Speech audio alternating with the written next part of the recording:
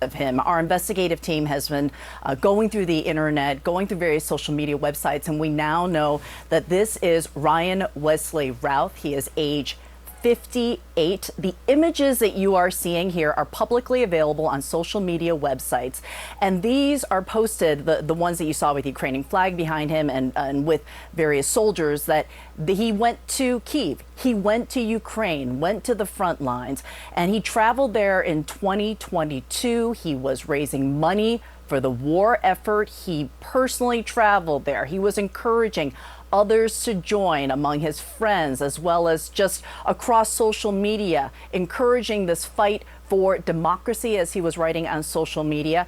We're also getting a fuller image of who this 58-year-old man is.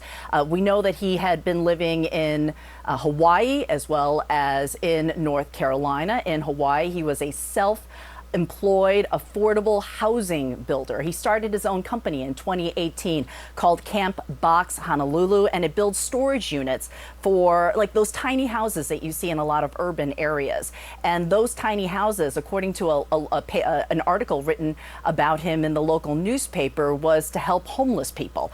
In North Carolina, he had been registered as an unaffiliated voter without a party in 2012. He voted in the state's Democratic primary in March of this year, according to the North Carolina State Board of Elections. And he had contributed more than $100 to Act Blue. That is the website that processes donations for Democrats, and this is according to federal campaign finance records. We also are learning that he did have brushes with the law, especially in North Carolina. There are several incidents, the 2002 incident that you had been talking about with some of our experts on set there, that he was arrested after being pulled over by police and had barricaded himself with a firearm inside of a business. That was confirmed via law enforcement, and also public records confirm a number of cases dating back to the 1990s.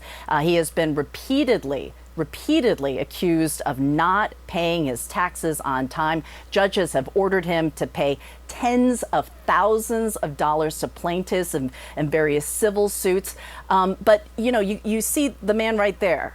He at least just looking at that picture, you can understand where his eldest son, in a text message with one of our producers in the investigative unit, told CNN that Routh was a loving and caring father, an honest, hardworking man. The son wrote, "I don't know what's happened in Florida, and I hope things have just been blown out of proportion, because from the little I've heard it doesn't sound like the man I know to do anything crazy, much less violent." So a very confusing picture, you know, splitting his time between two very far away places and traveling to someplace very far for an effort that we're still trying to figure out exactly what kind of personal connection he had to it, Anderson. But just to be clear, I know the son, you know, obviously, you know, loves his dad and said those things about his dad. But just to be clear about not doing anything crazy, you're saying he barricaded himself into a business with